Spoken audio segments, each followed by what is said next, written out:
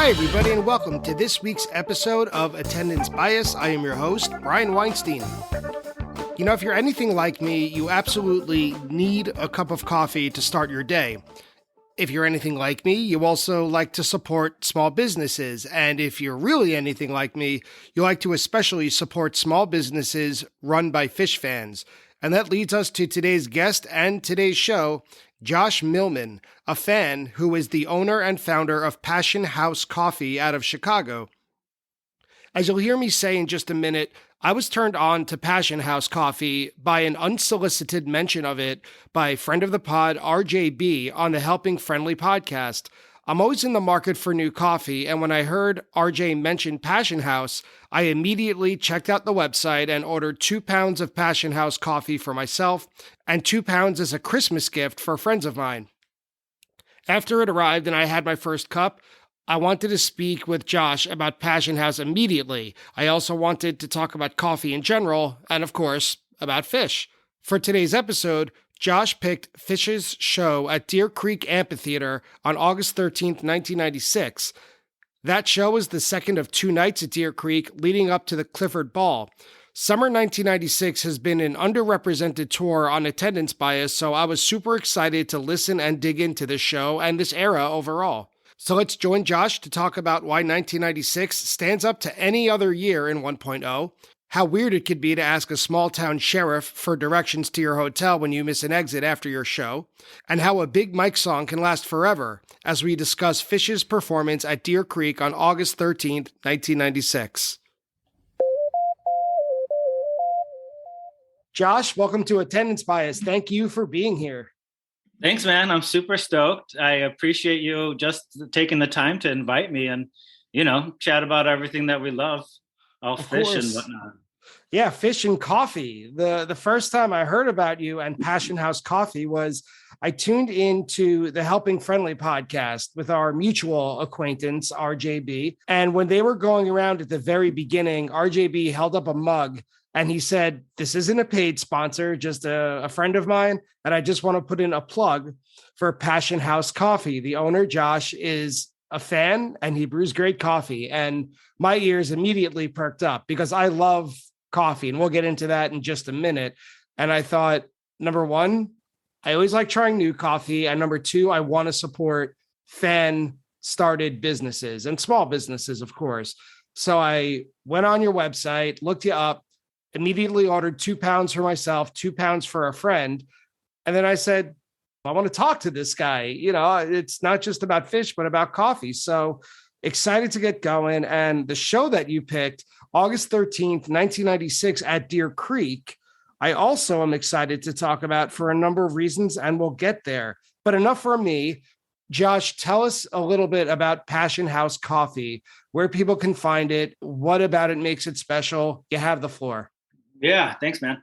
Well, first, I should thank RJ. Yeah, that's true. RJ didn't have to do that. I sent him a little note, and I was super grateful. And anytime, people, share anything about Passion House, I'm just, so grateful for that. So coffee, I've been in coffee since I was 16. And not to age myself, well, I sort of am, I guess, with the show from 96. But I've been in coffee for over 20 years. I was really into the Beat Generation. And they were always in coffee shops discussing life and pushing boundaries. And I was like, yo, I got to be in a setting like that. And so a company you may have heard of called Starbucks I think so. Yeah. had just opened in our home near my hometown called Glenview in Chicago. And I got a job there.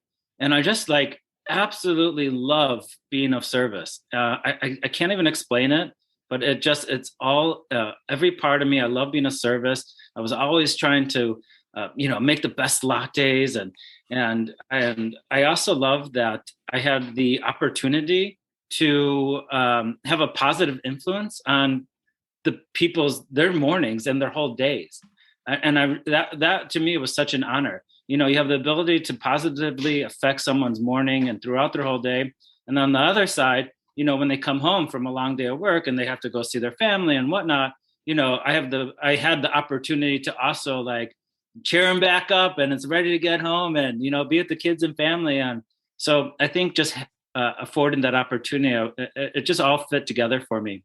And so what started off as being a service then, slowly turned into a culinary art.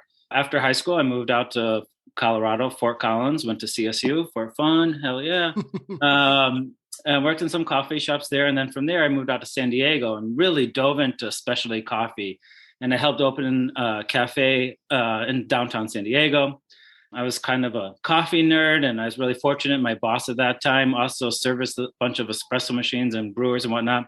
And while in the cafe, I'd always be like, hey, man, why won't the coffee, like, how do I get the coffee to do that? Why isn't the machine doing this? How do I get it to do that? And I think he just like got really annoyed with me. Like, I was like, here, man, just you could work part-time at the cafe and then part-time at the shop. So then I learned to service all the equipment. And then from there, I got recruited by a roaster and started roasting coffee.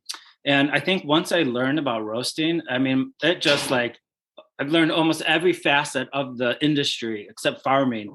And it just blew my mind, like how I could influence the way the coffee can taste from roasting it and then to brewing it. And it just like, I knew I'm committed to this. I'm super fortunate to be able to found something that I absolutely love at a young age. There's no money in coffee, but I am Starbucks. Well, yeah, I am just, really fortunate. And, Monday comes around and I'm just like, yes, I get to go back to work. I'm stoked. And that's just priceless. And then I started Passion House 11 years ago. You can get us on our website, passionhousecoffee.com. We're also doing a code just for the attendance bias listeners, just for y'all. This is my first sponsor. I've never been able to get a discount code. I don't do Squarespace. This is just me in my apartment. So I'm going to shut up. This is a monument. This is a big deal. Passion House Coffee. What's the discount code, Josh? So the discount code is Voltron. That's like my Voltron crew. We all live different parts of the country, but when we get together at the Phish shows, it's like we're all connected and back together. And these guys are like, this is family with a PH. And, you dream about having friends like this. You never thought you could. But like, man, I'm just so grateful for these guys. So do use the Voltron code at passionhousecoffee.com and you'll get free shipping.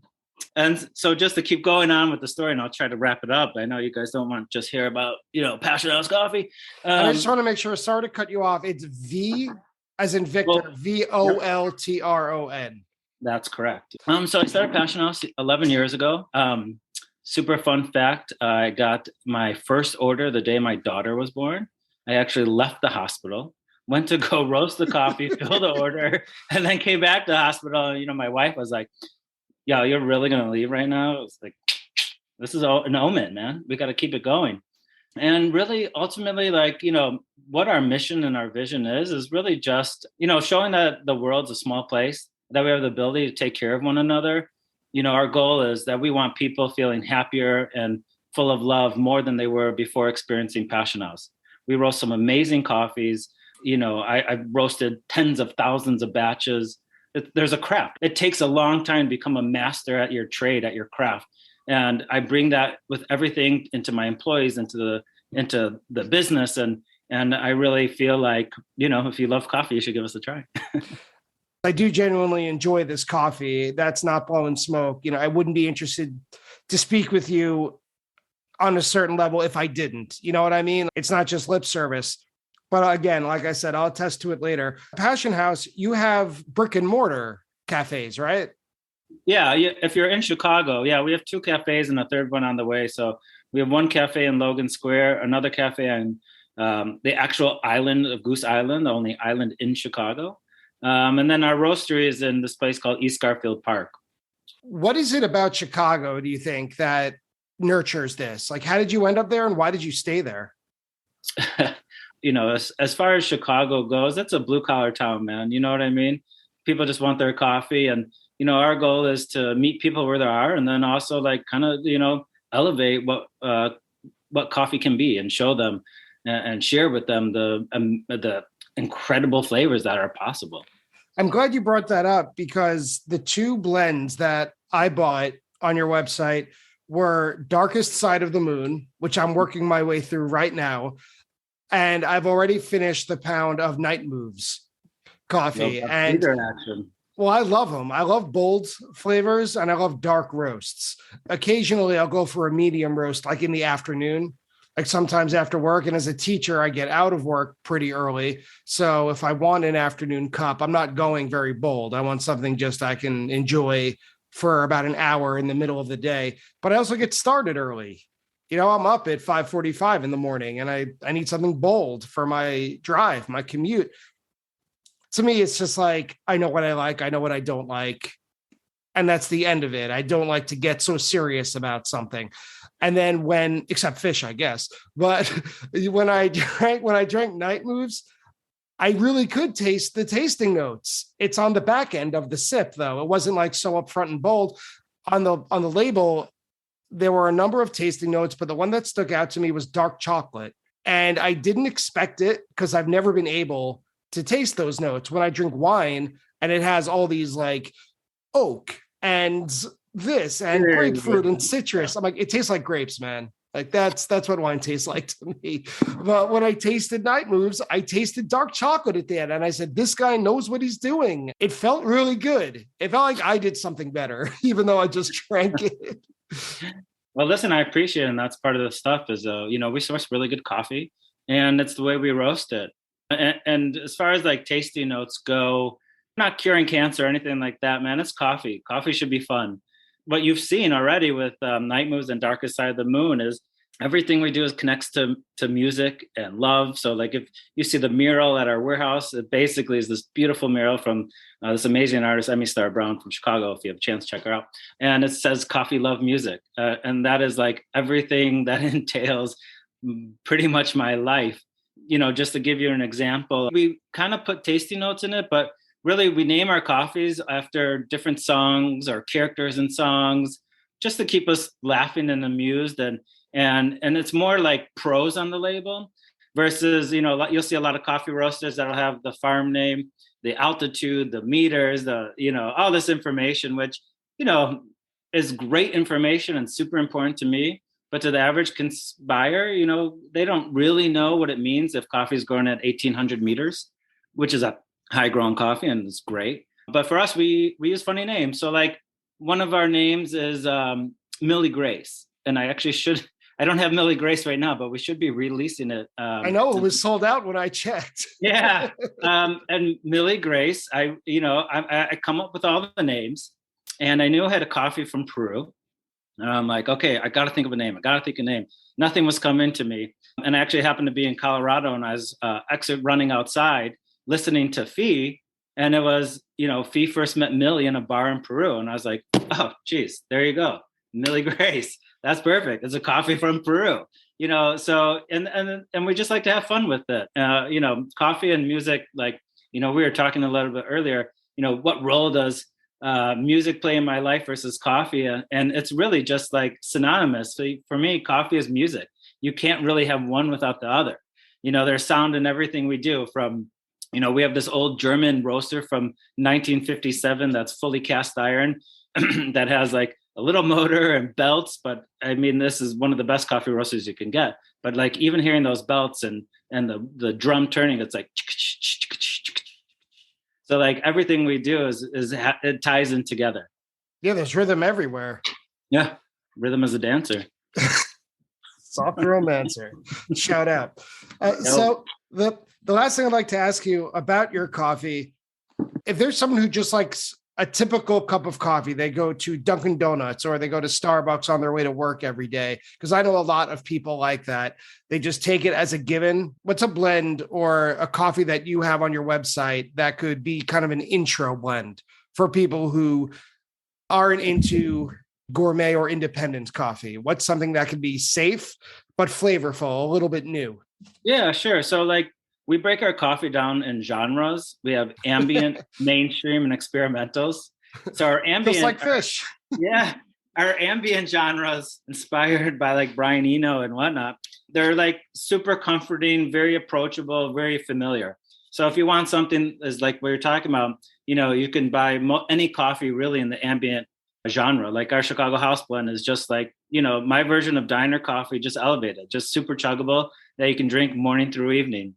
The mainstream coffees, Those are like your pop hits of the day. They're here and they're gone. They're all in season, single origin coffees that tend to be a little more complex than like the ambience, but like still like really familiar. Like I have this coffee right now that's Buenas Tardes, named after the Ween song. That is like fall in a cup. It's got baking spice. It's got a little bit of like cherry and super sweet. So, then when you get to like our experimental coffees, those are like, yo, let's get wild, let's get crazy. These are bright, fruity, floral coffees. And those you may want to ease into, but those are my favorite. If you ask, I love the bright, fruity, floral coffees. That's my jam. Do you have any sort of subscription service? Because that's how I get my coffee. Yeah, of course. So we have a coffee subscription service that is weekly, bi-weekly, and monthly. So you can like choose how often you want it. And then we have our ambient subscription. So if you like those kind of darker, more familiar coffees, you'll just get a rotation of those. But if you want to expand, then you can go into our roaster's choice, which we send you different coffees every whatever time frame you chose. That'll be coffees from El Salvador, Kenya, Ethiopia, Guatemala. So yeah, our subscriptions are great. I love it.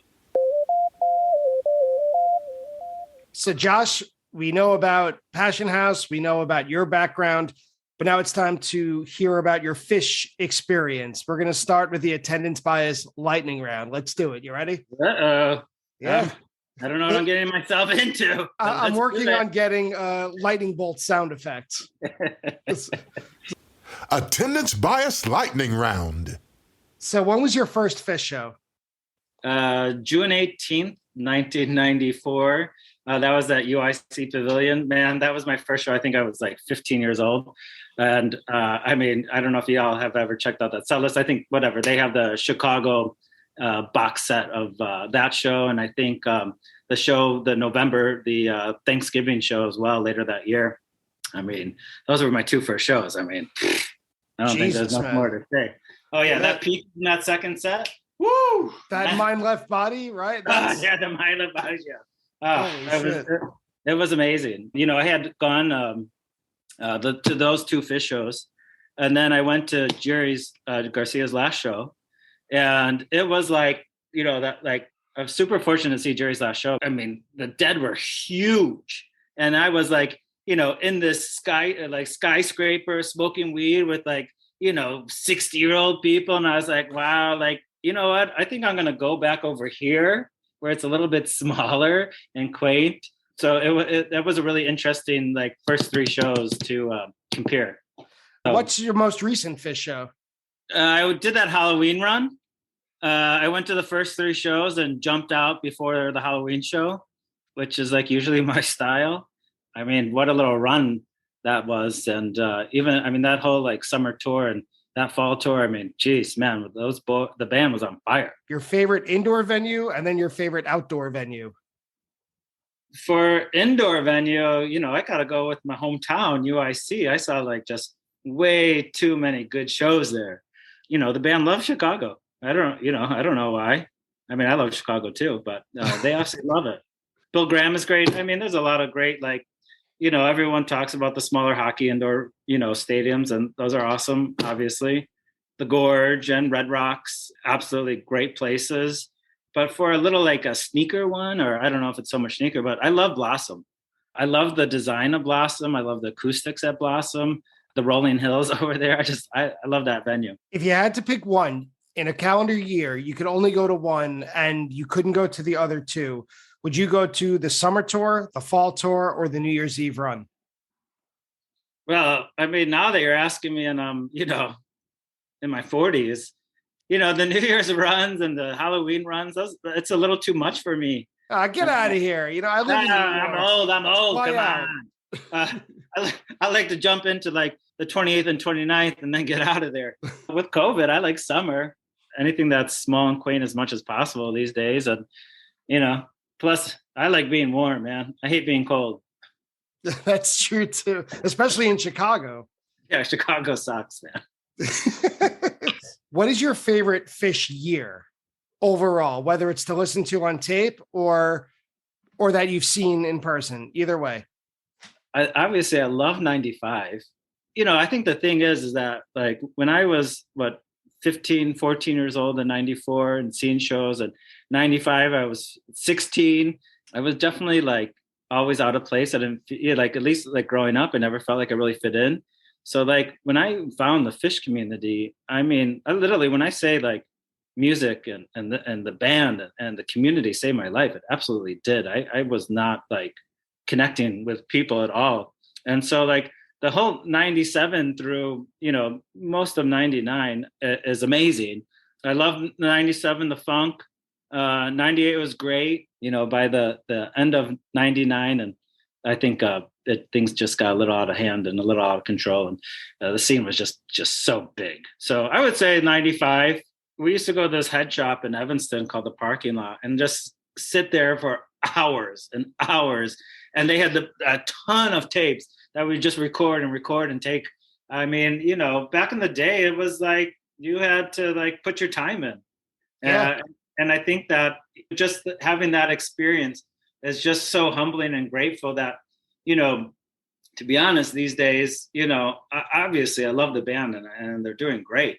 But like I get to hang out with my friends. The band now is just icing on the cake.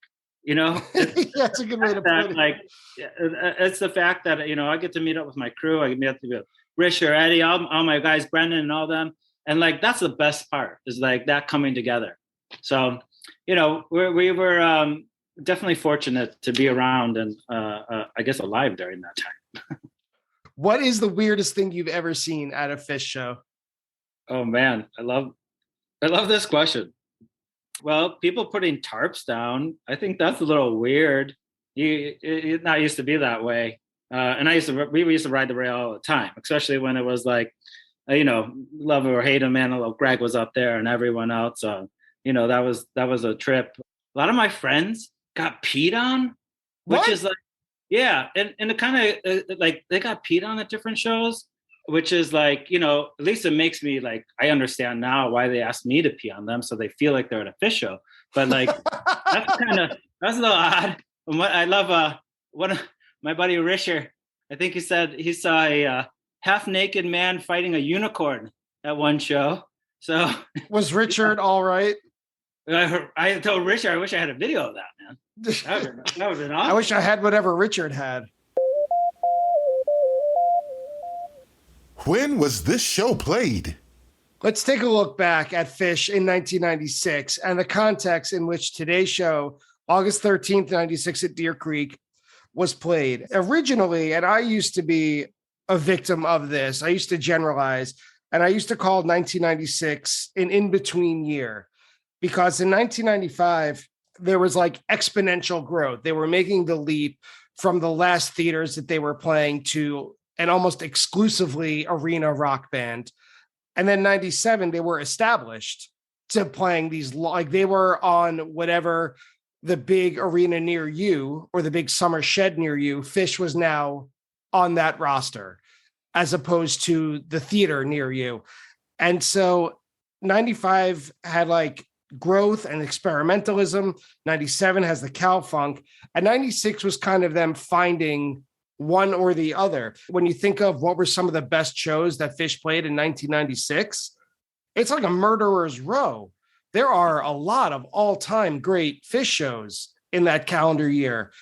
It's like impossible to deny it as one of the best 1.0 years. And that's saying something. Of course, it's my opinion. You talk about starting right away. They played that Third Ball, the secret show in Bearsville, or maybe it was Woodstock, New York, which is available on Soundboard. There's their European tour, that really bizarre show in Amsterdam, which was covered on this podcast. Do you know that one I'm talking about? I think it's July 12th, sure. Where there's like that kind of third set. Yeah, kind of. Yeah. There's the Vegas run in December. Oh, yeah. Which is unreal. The Clifford Ball, obviously. Of course. Man, the New Year's at the Fleet Center, where they did the Bohemian Rhapsody with a choir and the largest ball drop of all time. Yep. I mean, and that's just off the top of my head. I didn't even research it that much. And today's show was the penultimate show, the second to last before the Clifford Ball. So after this Deer Creek show, there was just Hershey. before everyone went up to Plattsburgh for that first large-scale Phish festival. Before this show, there were 4 at Red Rocks, 1 night at Alpine Valley, and then there was this second of 2 nights at Deer Creek. So those are pretty legendary Phish venues of a summer tour, like things that we take for granted now. But at the time, they weren't new, but it was like, okay, we're regulars here now. What were Yeah, your... well, I mean, Yeah, in '95, they only played 1 night at Deer Creek. You know what I mean? And so which has like a unlimited capacity, right? Yeah, I've never been there. Yeah. It's a great venue. What were your memories in the summer of '96? Like, where were you, and where were you in the world of Phish? I guess a sophomore in high school, going into my junior year at Glenbrook North University. I had just recently started dating my girlfriend, who is now my wife. Part of the reason why, high school sweethearts, a lot of ups and downs, but man, she's an amazing person. I'm super lucky. '96 was like, it was like, how much Phish can I see? You know what I mean? Like, I begged my parents to go to Europe and try to hit up Clifford Ball. It was a little more challenging at that time. We had 4 shows from that tour that I went to. For me, I loved the Letter M show where John Popper came out. And they played Mean Mr. Mustard. Mean Mr. Mustard, man. We're all like, who's that dude? Yeah. And when he dropped that coat, man, that place went off. I have really funny memories of that show because I randomly, one of my good friends who I don't even know if he was going, ended up sitting 2 rows behind me. We took a bunch of boomers that show, and we bought a pipe on the lot, and the pipe had the letter M on it. And we're just like, we didn't think anything of it at all. Only at Phish. Yeah, had the letter M on it. and then we were, after the show, we were going back to, I don't know, remember the Econo Lodge? We used to stay at the Econo Lodges. When we were driving back, we kept missing the exit for our hotel. So we either went too far or too long or too short. We had to pull over into this, like, I mean, there's nothing around there. At this little teeny gas station, there was like the sheriff and like 2 of the employees playing cards in there, and everyone made me go ask them how to find out where our hotel was, all tripping and stuff. Nightmare scenario. Oh man, you had Detroit Assembly Hall. I mean, that Halloween show in Atlanta. I mean, '96 was a good year, man. I'm sticking up for '96. So what about this show, August 13th, '96? Why do you have attendance bias toward it? No, this is my girlfriend, now wife. This is her birthday show. This is like her first birthday show. This is probably, I think this was the second show we've been together. And what a birthday show that was. Riding the rail. I was like, when I was younger, I was like, I don't know what was going through my mind, but I used to always like run around and throw stuff up on stage and stuff. I think in '96, I don't know. I can't even remember why. I have a terrible memory. I wish I did. I was like throwing Cabbage Patches on stage at each show, which was like, I wish I could remember. I vividly remember riding the rail with her, vividly when Waste came on, and just us, like, that was our jam together. At the end of the show, we were just, spent and waiting for everyone to leave. And I also remember my wife being like, oh, they're playing Patsy Cline. And then I learned who Patsy Cline was. I mean, what a gift. Yeah, it was great. It was awesome. So yeah, this is why I have a bias towards 8/13/96. Set 1.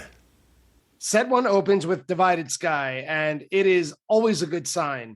Oh yeah, this night was just bustling. I mean, the first night, if you should listen to the first night. I mean, that first night was like pretty awesome. That was pretty top notch. And so we knew coming in, like, man, it's gonna be hot. You could tell that Paul Languedoc was figuring out the sound levels at Deer Creek because, like I said, I haven't been there, but it seems like a huge venue. Yeah, it's pretty big. I mean, the floor is quaint. And then, if you're in the right seats, obviously, just like any venue, I mean, just sounds great. You know what I mean? But when you're like up front, everything just like, it's amazing. Where were you? Riding the rail up front, bro. Avi. That's where I was. That's where I spent a lot of time up there. That's why my girlfriend or my wife hated going to shows with me most of the time, because I'd be like, all right, I'll see you later. Boom. And I just up front. And she married you anyway. I know. She still hates going to shows with me. The anxiety.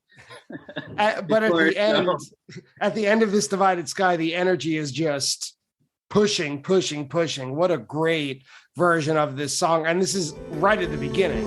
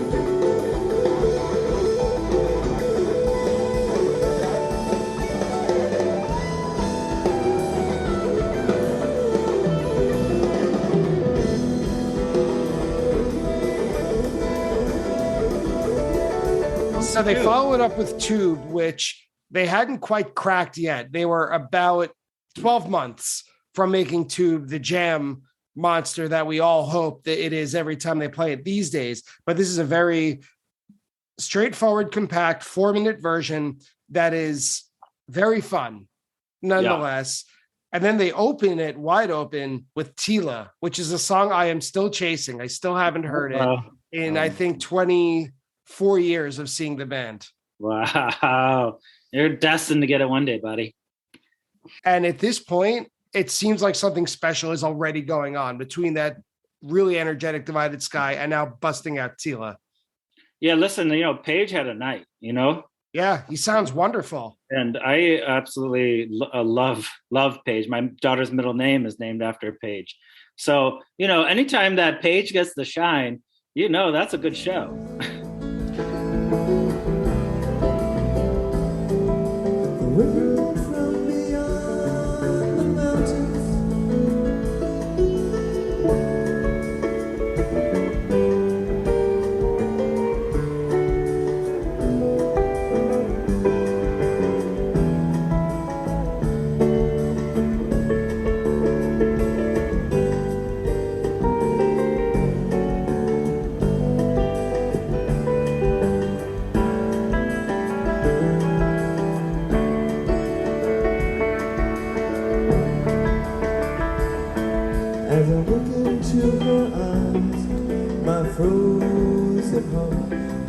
To thaw and burn till layer after layer melts away into a pool. Trey plays a really smooth jazz guitar solo, and I don't find myself thinking of the phrase smooth jazz when I think about Phish that often, but it's just this song is such a great contrast to how they open the show with Divided Sky and Tube. And maybe I'm gushing over it because it's Tila and it's my white whale. It's your white whale, man. And then there's Maze. Never cease to amaze you. Well, this energy, this is about 9 minutes long, this version of Maze. And it might sound silly, but it still grabs me. And at the beginning, though, this is an oxymoron, but it sounds like a fairly low-key Maze. Yeah, well, I love the ping pong effect for me. What's that? the ping pong effect when you hear that bing, bing. I guess I don't know the best way. I call it ping pongs because like when you're like up front and they're starting off maze and literally it sounds like they're playing a video game, ping pongs going back and forth, and the way they're dispersing the sound in the left and the right, like that's like I absolutely love that in the beginning. It always gets me going. They slow things down after that with Fast Enough for You, which is a very nice and relatively rare calm down after Maze. Yeah. You know, we all need the breather. Hey, I love breathers too, man. Their songs too. Me too. And you mentioned Page earlier with Tila. It was his vocals that caught my attention. In Fast Enough for You, there's a really gorgeous piano solo about 2 minutes in. And then Usual Phish Bluegrass, which I suppose is right for Indiana. Yeah. I mean, listen, anytime we can get a little bluegrass in, I'm a fan. You know, a good old hold down, which you'll see at the end. Let me ask you something culturally. As you're from Chicago, is Deer Creek the outdoor Chicago venue? Well, no. You know, what's special about Deer Creek is the Dead made Deer Creek. You know what I mean? No, I don't. Oh, yeah. I mean, the Dead just laid it down at Deer Creek. And, you know, mostly for Chicago, like Alpine Valley, it's only an hour away. At Deer Creek, super close too. It's like a 3.5 hour drive. That's nothing. So, like, you know, we're surrounded by, we have Alpine, Deer Creek, and then there's Northerly Island, which is in Chicago. And then you have, obviously, when he played at Wrigley. Right. But they love Deer Creek, man. Deer Creek and the camping at Deer Creek, you want to have some fun. After the old home place, they come up with Punch You in the Eye, which there's a big gaffe right in the beginning, right? Trey starts and the rest of the band has no idea what's going on. I love that stuff.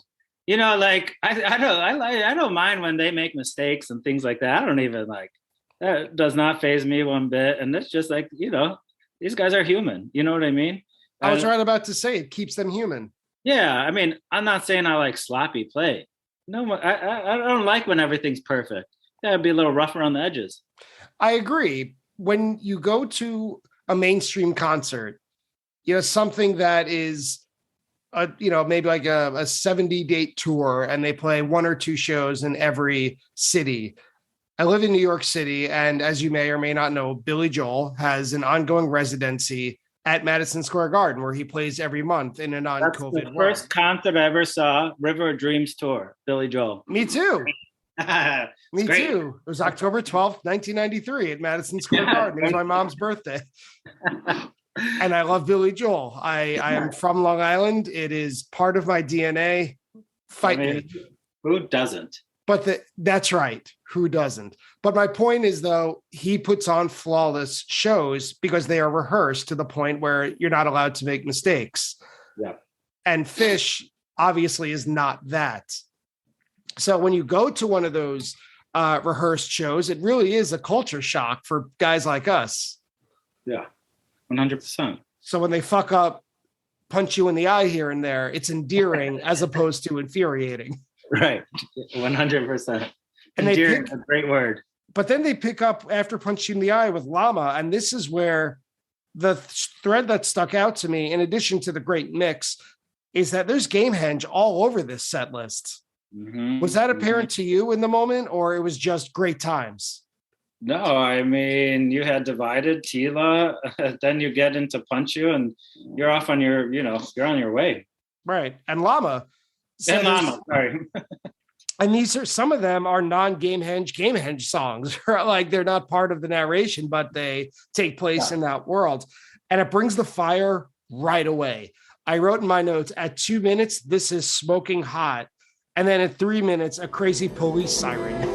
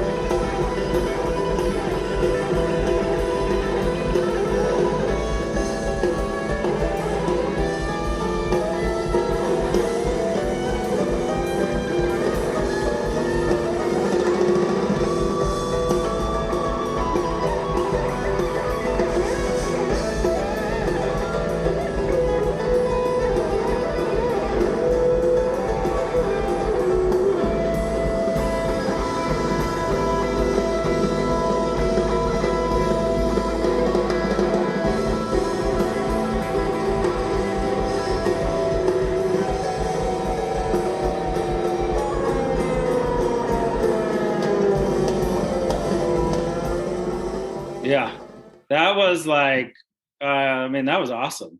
I like that's what like everything just slows down for a second, and you're just like, all right, hold on, just Yeah, it's like a movie trick time lapse where there are those special effects where the main character's in the foreground and he's moving at regular speed, but everything around him is in fast forward. 100%. I love that stuff. Yeah, that's Llama. And it's just a funny contrast between goofing up and punch you in the eye, but Maze and Llama, they're superhuman. That's one of the great parts is like I think it's why we keep coming back, and it's why like for me, I never leave the bathroom. I have like an amazing bladder, man. You never know what's going to happen. You know what I mean? You can get just these little things that were just like little attention to detail, but then you get like just smack you in your face. It's there's nothing like it. And the way they close the set is a pair of two of the best songs, Glide, which for me is my favorite song ever. Good. And I have this idea that Glide anoints a great show. Oh, 100%. You know, if you get your Glide, you're in good. It's glad that you're a Glide. Of course, everyone's arrived, everyone's alive, and we're glad that we're Glides. All-time great, with the exception of Coventry, which didn't happen. Right. Well, I was lucky. After 99, after Big Cypress, I quit the band for 10 years. So like any of that stuff that happened, and like at 2.0, I don't even know it exists, There's a lot of good stuff there, just like in 96, a different kind of good, but there's also a lot of bad stuff there, unlike 96. Yeah. And to close the set, though, is really good stuff with Slave to the Traffic Light. Phish.net has it on the jam charts. They describe it as, quote, a majesty similar to December 30th, 93, due to Page's piano work. I mean, all night. And even, you'll hear it in the second set too. I mean, Page was in it. That Slave just, it's so pretty. Yeah, you know what I mean?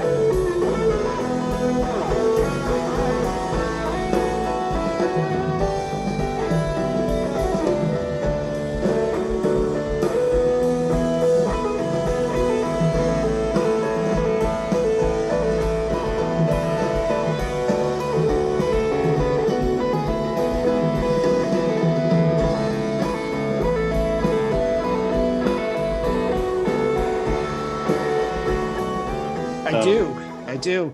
Totally. That was a nice closer. Set 2. I thought it was funny with set 2, they open with AC/DC Bag because Slave usually closes a second set, at least in, modern Phish, and AC/DC Bag usually opens the first set. So it's a very different setlist placement than what we're used to.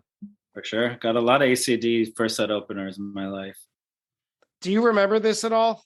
I mean, there's a ton of energy going on in that whole show. I mean, look at I mean, just listen to the show and what these guys are doing here. You know what I mean? And there's certain, everyone knows. I shouldn't say everyone knows, but like, when the band's hot, you got to keep them going. You got to, you got to motivate them, and you got to be into it. And if you are into it, they're going to give it right back to you. And that's the best, Yeah, you could hear it. You could hear it toward the middle and end of this AC/DC bag. Followed up, and I'll probably stop after this, but another Gamehenge song with the Lizards. You're going to play the whole thing. After the Lizards, to me, this was the jam of the night. 100%, man. That Mike's, wow. Yeah, what's your reflection on this Mike song? It was an intense, groovy. I mean, they kind of let it all out there. When you're talking about like going to the ledge and almost jumping off, like this Mike song does it 100%. It does it like 4 times, jumping off the ledge. Right. There's a part that I absolutely loved. It's around 6 minutes where they do this like jamming game that you could hear all over the place in like 93 and 94. Mm-hmm. And I love it. It's like a search. Like sometimes it falls apart, when they first started doing it in 93 and 94, but holy shit, it holds together like glue. And any second, someone who doesn't like Phish would really hate this.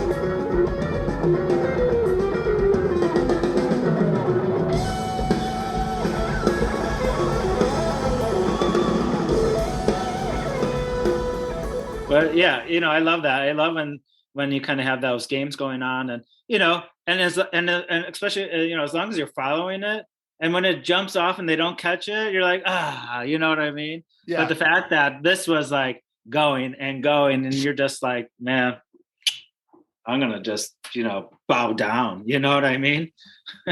Yeah, I wrote in my notes the phrase "superhuman goofballs." That's why you're the English teacher here. Interpret that as you will. And when they get to the coda, when they do the big power chords, there's this incredible dropout. The whole band drops out, and there's this one note. Do you know the part I'm talking about? Well, hell yeah.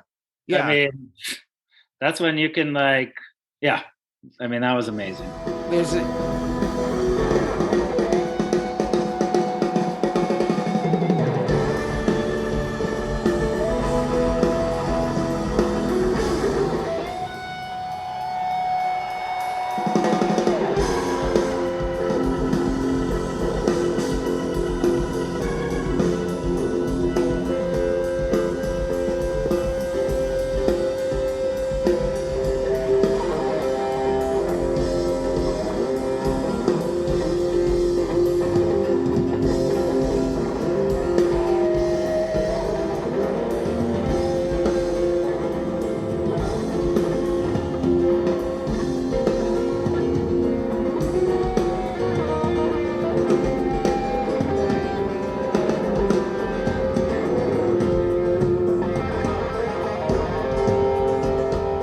Yeah, Trey is ultimate rock star in this section. Futuristic, supersonic, beautiful Mike song. Anyone out there, if you have 23 extra minutes today, make it a point. If you could only listen to one track from this whole show, in my opinion, the Mikes is the way to go. Definitely. But then, then that drop into Life Boy is pretty good too. Yeah. So Yeah, maybe you should listen to those two. You know what I mean? yeah, That Life gives you- Boy is beautiful. that drop in, those two, that's the show, relatively speaking. I mean, Of course. yeah, for sure. If you have one thing to listen to those. And they close it, of course, not the set, but the Mike's Groove with Weekapog, which is great. Obviously, it's expected, but it's still exciting every time. I still get excited. I love Weekapog, man. Yeah. Yeah. You And know? there's Machine Gun Trey makes an appearance. Yeah, of course. There's Gotta have some. Yep. There's a breakdown. It's still Weekapog, but this time with a wah-wah pedal and cowbell. So there's like hints and tastes of the cow funk coming, but it's not there yet. So it's still very rock and roll, not quite funk, but the wah-wah pedal and cowbell, those are essential components of 97 here in 96. Yeah, you can't have 97 without 96. Well put. I'm putting that on a t-shirt. There you go. I want some royalties. Yeah, you'll get a donation to your coffee shop, a quarter every time someone buys a shirt. But it ends in a really strange way. The end of Weekapog ends with Page on a theremin, and it segues into Somewhere Over the Rainbow. Hey, listen, when I was how old I was, 16, I had no idea what a theremin was. You know what I mean? So when he steps out with this thing and he's moving his hands and making different sounds, I think, it's just like, holy shit, what is that? It may not sound amazing or anything like that, but this is like them taking a risk and doing like different stuff. I 100% appreciate that. And now, like, whenever I see a theremin, I'm like, ooh, I'm going to go play the theremin. You know what I mean? So, yeah, I loved it. I love it. I mean, you won't find me hating much. You know what I mean? And speaking of taking risks, the next mini segment of the show, to me, is a major risk. This huge venue, or at least huge sounding venue, this Summer Shed, that's a centerpiece of the summer tour right before this gigantic festival, and they decide to set up an acoustic stage. How lucky are we? Yeah. Well, how lucky were you? You said that it was your song with you and your significant other. Yeah. We'll stop saying your then girlfriend, now wife, your girl. Yeah, my girl. Girl. My lady. My lady. Waste is so classic. And, I have a big, all the words to Waste on a poster that, hangs over over our bed. And, when you get an acoustic and everyone's super quiet, everyone hushes for it, and it just feels so intimate. It's such a treat for us to, be able to get that after you have your 20-minute Mike song drop into Life Boy. You got Gamehenge left and right in this show. The band's having fun, and talk about risk. I mean, just stop it all, and then let's just really get intimate. That just soothes the soul. Yeah, and it sounds so perfect. They really had their work cut out for them in a shed to do this, and they nailed it, along with Paul Languedoc, their sound guy. After Waste is over, Trey says, we're going to play more songs off this album we recorded, getting ready for the release of Billy Breathes. And they move on to Train Song, which sounds good. Mike might need to fine tune the vocals on this one, but there it is, taking risks. And then what may be my favorite version of Strange Design I've ever heard. That's pretty awesome. Come on, I love Strange Design. In each of my cafes, I have a little Phish quote. In Logan Square, it's feel good about your hood. And at our Goose Island location is just relax, you're doing fine. Maybe this is me being risky. If I had one song to listen to over and over, maybe it's Strange Design. But I love that song. I love, when you talk about, when you listen to Trey, what he wrote it for and everything like that. It just I don't know that story. He wrote it when his daughter was born. for I can't remember if his daughter is born or she was about to be born. Don't ask me which daughter. I'm not a Phish nerd at all. And I just think, especially like now with my kids, we're all on this ride. And, I love can you bring a few companions on this ride? I mean, it's just, that song is just amazing.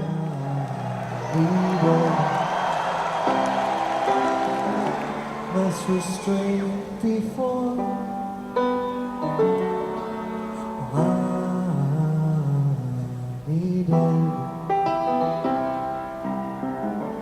hit the lights and close the door.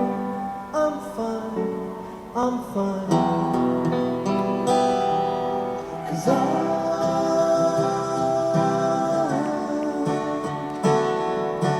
dripping in this strange design. None is yours and far less mine. Hold the wheel, read the sign. Keep the tires off the line. Just relax, you're doing fine. Swimming in this real thing I call life. Can I bring a few companions on this ride? I'm feeling my heart's not beating anymore.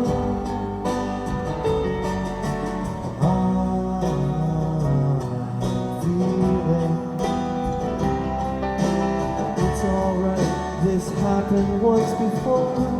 I'm fine, I'm fine. 'Cause I'm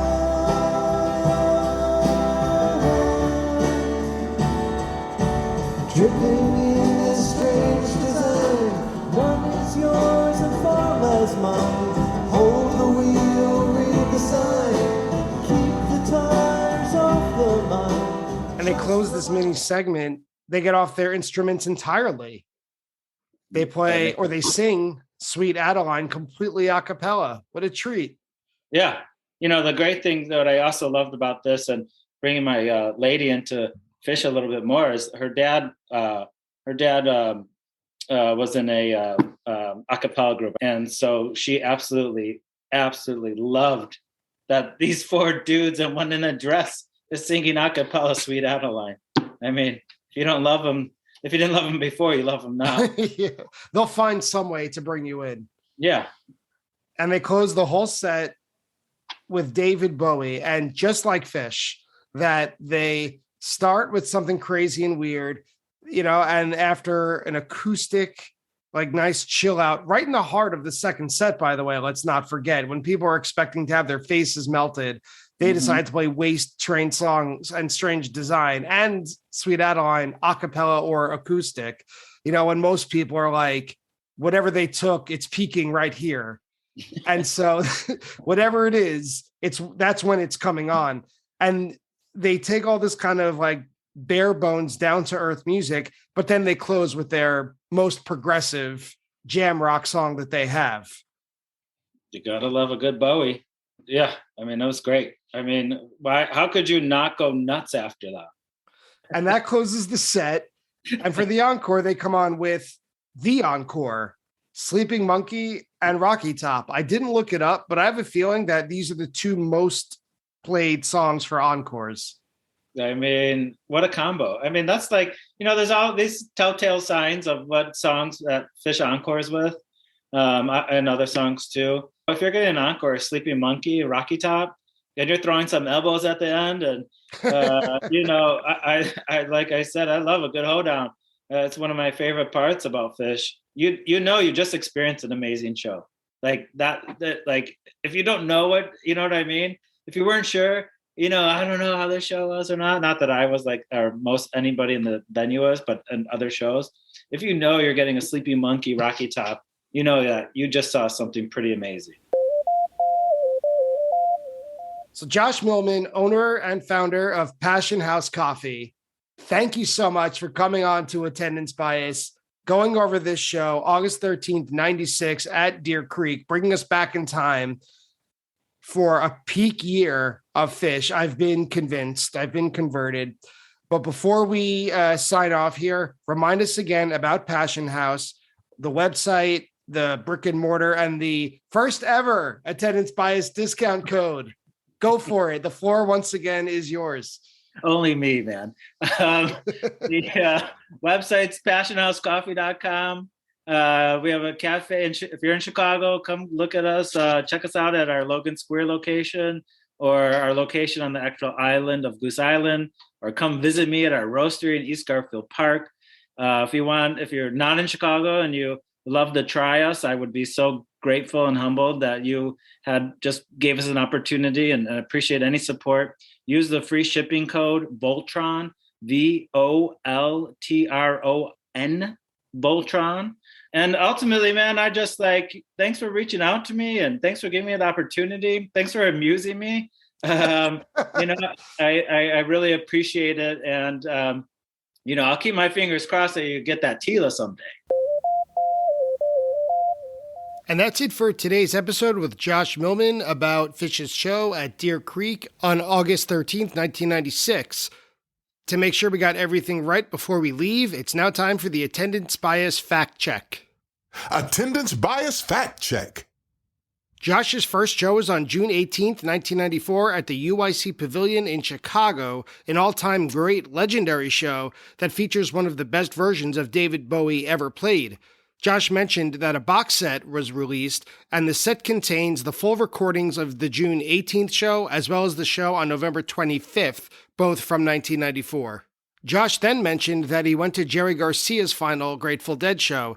To be sure, the date of that concert was July 9th, 1995 at Soldier Field in Chicago. I mistakenly said that it was August 9th, 1995, which was the date of Jerry Garcia's death a month later. Josh brought up a head shop called The Parking Lot that used to be in Evanston, Illinois. There is not much evidence online of the store, but there is a Facebook group called The Parking Lot Cyberspace with people actively posting and sharing memories of the store. So that's nice. When reviewing Phish's 1996 calendar year, I mentioned the band's secret show in Bearsville, New York. That was on June 6, 1996 at a bar called Joyous Lake in Woodstock, New York. It was during the time when Phish was finishing up Billy Breathes, and they decided to play a show at the bar under the name Third Ball. The band played 2 full sets, and a soundboard recording was released soon after the show was played. The show he mentioned in Amsterdam that had the sort of yes and no's third set was played on July 12th, 1996 at the Melkweg, and it was covered on this podcast with guest Jeff Somar. That episode aired on February 3rd, 2021. The M show that Josh refers to in 1996 was played on November 15th at the Kiel Center in St. Louis. The entire second set was made up of songs that either began with the letter M or had the letter M as a key word in the song title. The set list of set 2 was Makasupa Policeman, Maze, McGrupp, Split Open and Melt, The Man Who Stepped Into Yesterday, Avenu Malkenu, My Mind's Got a Mind of Its Own, Mike's Song, Sleeping Monkey, Mean Mr. Mustard, and then they closed the whole set with Weekapaw Groove. Toward the end of the set, Trey thanked the band and said that the set was, quote, brought to you by the letter M and the number 420. As mentioned, John Popper came out to play harmonica on Weekapaw and then the encore of Funky Bitch. In that same segment, Josh name-checked the shows at Detroit and Assembly Hall. Assembly Hall was played at the University of Illinois on November 8th, 1996, and the Detroit show was the next night on November 9th at the Palace in Auburn Hills.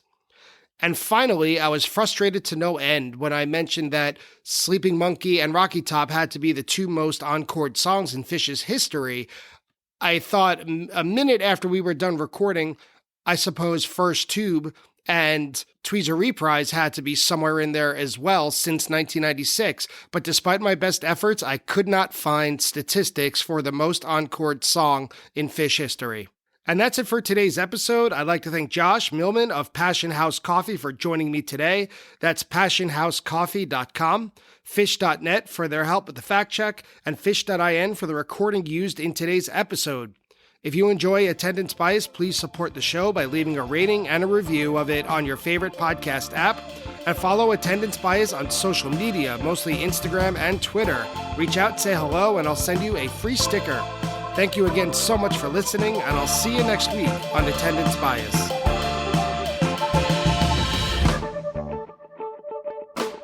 Bye.